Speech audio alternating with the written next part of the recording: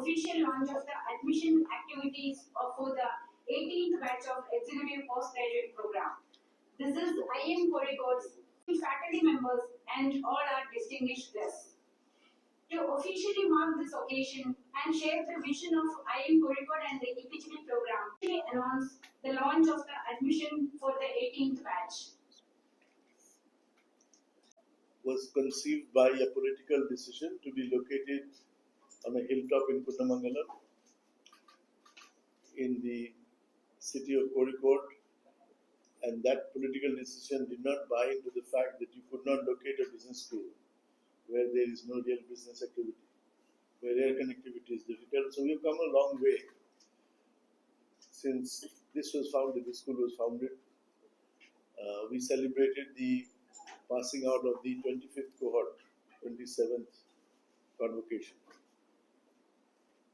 In this, we have done three things very clearly, and this is an outcome of the three things. First thing is that we went into digital modes of learning in the year 2001, which is where instead of people coming to IIM on a hilltop, IIM started going to people. The only way we could go to people was through the digital mode.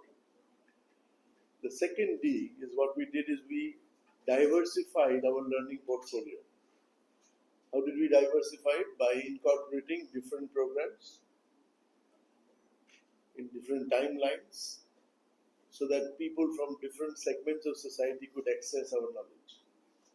So we had our diploma program, which is coming up, certificate programs, or classical postgraduate program, and then postgraduate program in liberal studies and finance, PhD practice track.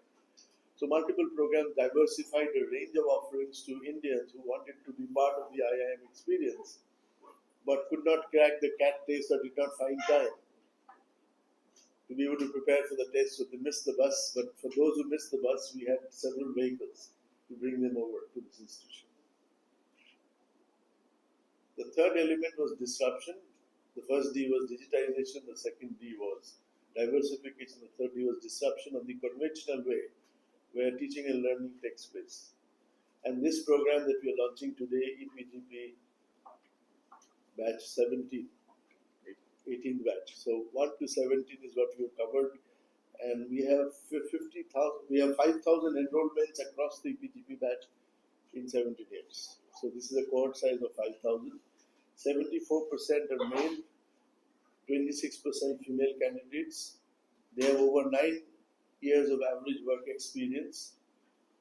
They are mid-management professionals coming from 20 industries including IT, consulting, automotive, BFSI, manufacturing, power and energy, pharma and healthcare, PSU, aerospace, chemicals, construction and real estate, biotechnology, textiles.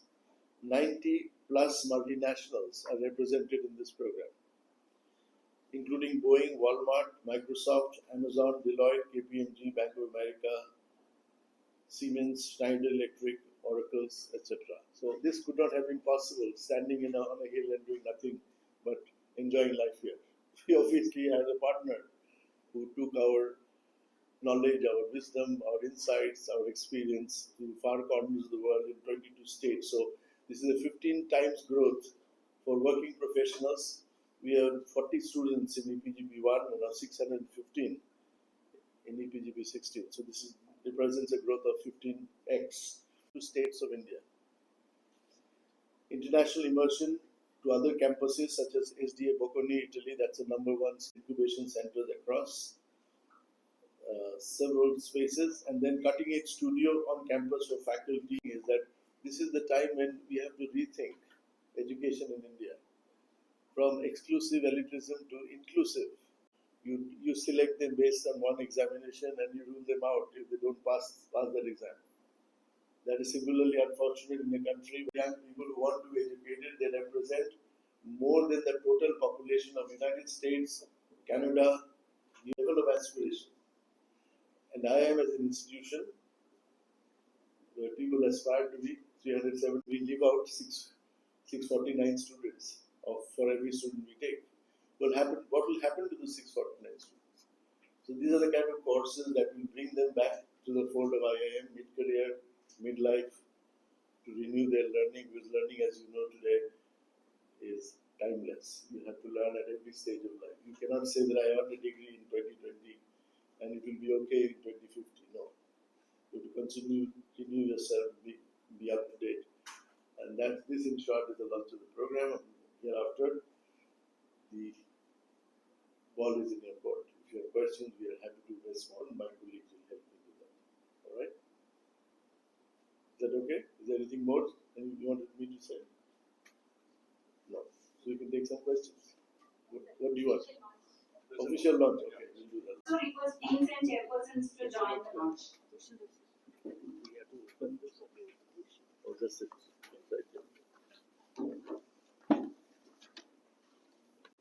Okay. All right.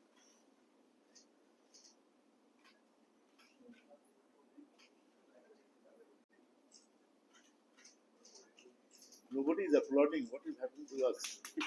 Thank you so much. Appreciate that. Thank you. Thanks.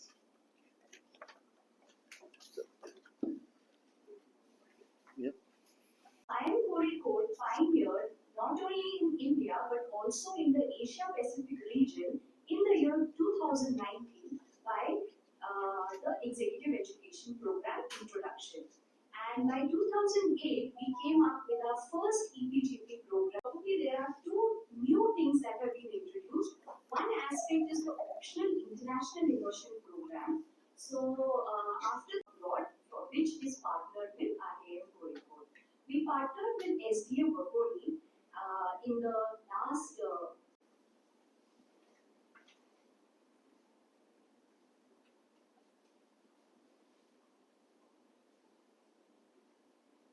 incubator that you have here. What is the success rate so far? This is incubator called live. Yeah. Who's going to speak on live? What you do? This is the chairperson, the director of live, so he can tell you first time. Okay. So live is, has grown leaps and bounds in terms of its growth of incubation. We don't look at incubation of the success is, is in terms of the stages. If you really see how many enterprises are running, quite a large number of them continue their journey beyond the 2-year incubation period that we have at IMK Live. And one of the approaches that we have taken, which is little different from other places in the part of incubation, is our incubators are not just around in kozhikode. Again, we are sitting on a hillock, continuing from the angle of what we looked at when we started digitalization. So, the journey of IMK Live was also looking at startups across India, nationally. So, most of these startups are not just located here, they are located across India and they keep connected to the hub here. Give us some numbers in terms of numbers. Generally, the numbers are more than 100 startups are definitely incubated at IMK Live. And some of the other things is one of the startups, which probably one of the startups recently received a funding, which is pretty significant in terms of 10 crores from an investor. And this is a startup based in Trivandrum. The name is Netrasemi, and it's an AI edge computing startup. And this startup is trying to make chips design, which will actually augment some of the security level chips that are required at borders, etc. So this is a very defense and security based startup. And this startup received significant funding recently, and that's one of the recent successes that we had. So we have generated employment to the extent of a few thousand, and we have generated, we raised cash as well, about 400 crores. So if that is an indicator of the success, then we must call it successful. If it is not successful, then we have to be more successful. Right? That's all I can say for that. Any other question? Sir, we have Malayalam regional media also here. Yes, Anybody wants to ask in Malayalam, we have Professor Anand Uni sir. He can. I'll just introduce my colleagues before you ask. Professor Anand Uni is my incoming, I mean, he's been a dean in the past, he's a dean in charge of all our programs. Professor Deepak Sethi is in charge of international relations and several programs that we run. Professor Rajesh Upadhyaya is the outgoing dean of programs, and Professor Venkat, sitting to my extreme right, teaching there as well. And sitting there are 9 faculty, you can see all of them smiling. So they have all expertise in different areas. If you want to talk to them, interview them, ask them questions, feel free.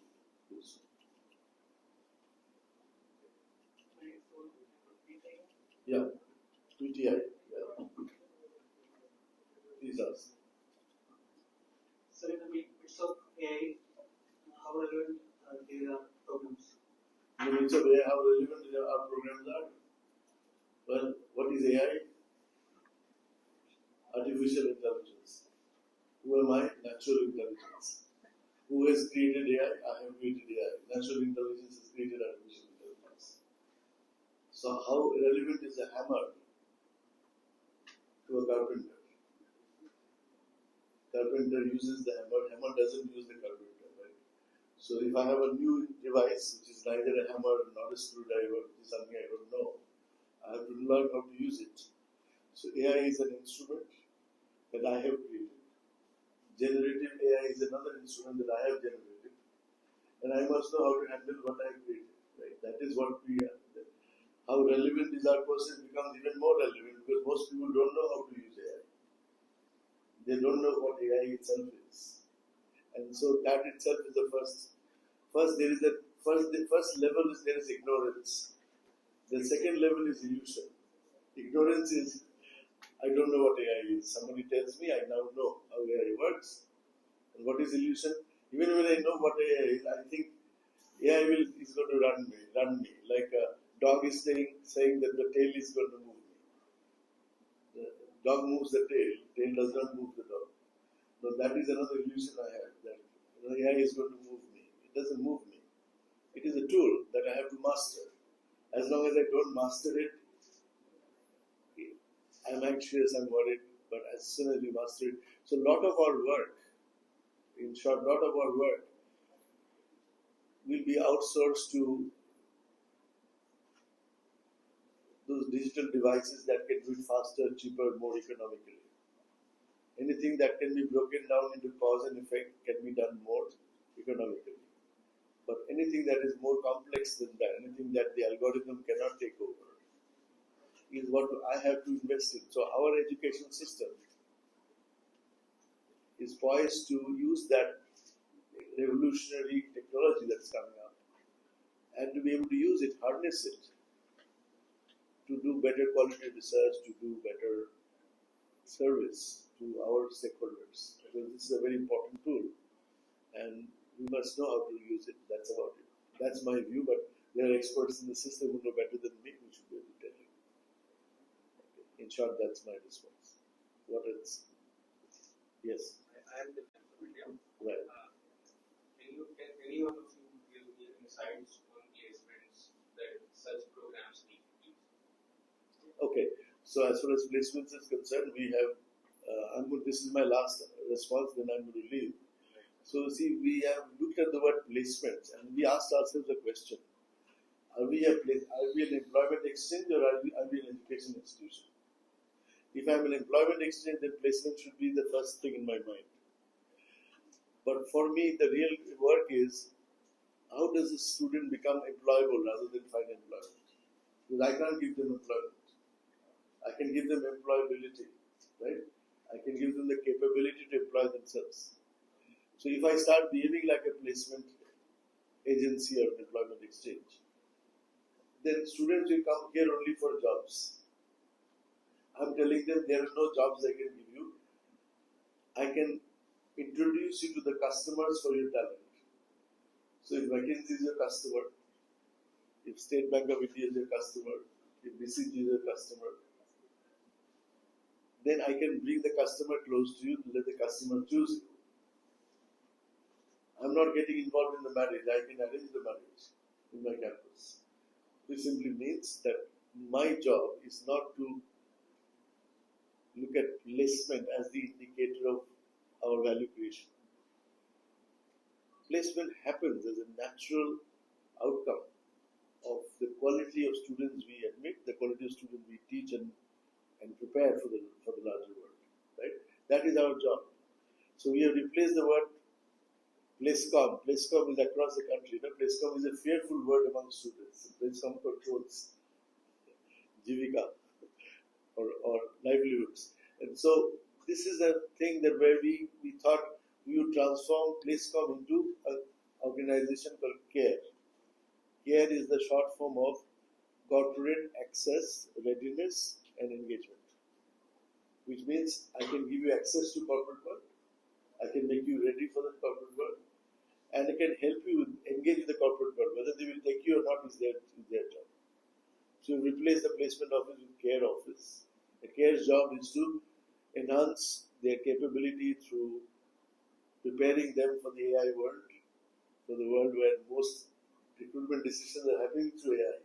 People are figuring out your biodata through algorithms. And so preparing them for the world that is going to come, giving them the confidence when they face the world, but not telling them that I'll give you a job, because we honestly don't give a job.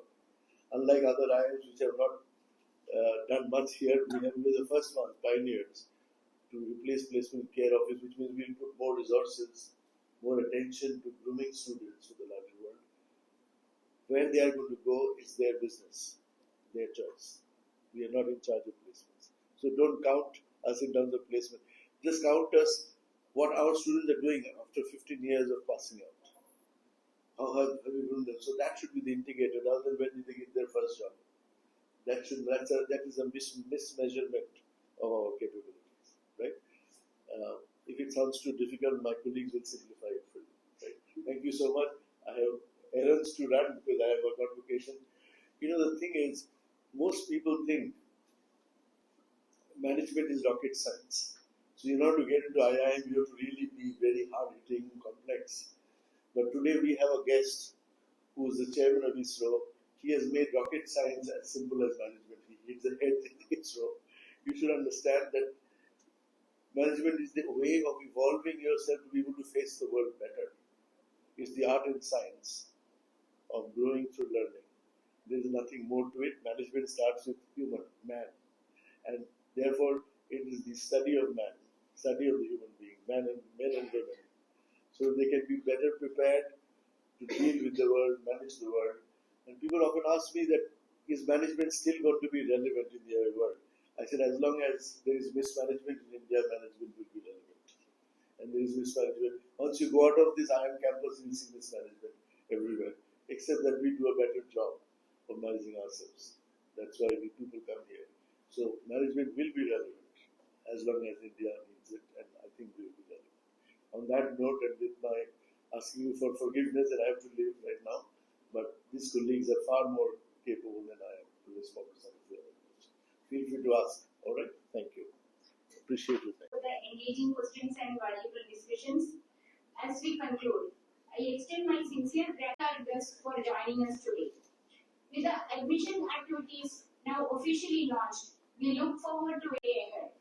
We have arranged lunch for you all at the 5th floor. Interested in your EPCP program? Okay. So with the kind of program that we run, which is more hybrid in nature, which has online classes, which has 3 immersions, right?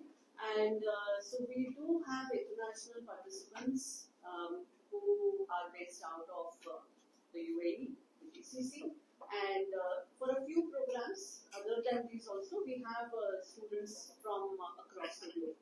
Right? For this particular program, international students is a little difficult because they have to go and do the classes in the center. Right? In case you would like to also know something more about the international immersion that we started this year, so this was an optional thing we started where we sought student interest. Yes. Around 50 people were sent for an immersion for a week or so to SDA Bakoni. SDA Bakoni and our team, including the EPGP chair and the team, they had discussion on what kind of program we want to give to our participants. So several courses were discussed, one was finalized. They also got an MVP certificate from SDA Bukoni while they were there. So it was not just a cultural immersion, it was something where they learned on the go, experiential learning. They did an industry visit, they visited a car factory, they had some industry speakers there, they had classroom sessions, they also they had some sections in historical monuments in Italy because SDA Bukoni has that kind of presence. And going forward, we want to extend it. We have involved more partners. As the chair has already pointed out, several leading institutes have shown interest for immersion program, including SDA Bukoni definitely, HEC Paris, which is another high ranked, and then we have IT Madrid, where some other participants are already going, and a university in Japan, King's London. So the entire list of participants that we have, the global partners, they have shown interest, but we are more interested in going for the top ranked. Rotary we develop, the kind of networks they have, where even though the direct placement is not there, they themselves get a lot of benefit through their networks, because it's a batch of 500 plus, about 600. And then in so many years, it's 5,000 almost. So you can look at the richness of experience our alumni carry and the way they can help each other. Hi, I'm Arfan from Indian Express Group. So what is the... So just because globalizing Indian thought is where we are all focused, whether it is our residential programs or IL or even the small certificates. So everything that we do around is globalizing Indian thought. And only the other day, the director and the chief guest mentioned in the convocation address also, when our students are asked what is globalizing Indian thought, the simple answer was India matters. And that is an eye-opener and has been a key thing, the globalizing Indian thought for all of us, because whether it is the case studies, whether it is the pedagogy, whether it is the course material, or whether it is the in-classroom interactions, we ensure that the entire thing goes towards, in fact, aligns towards globalizing Indian thought, the Satyam, Nityam and Purnam, the three pillars that we stand on.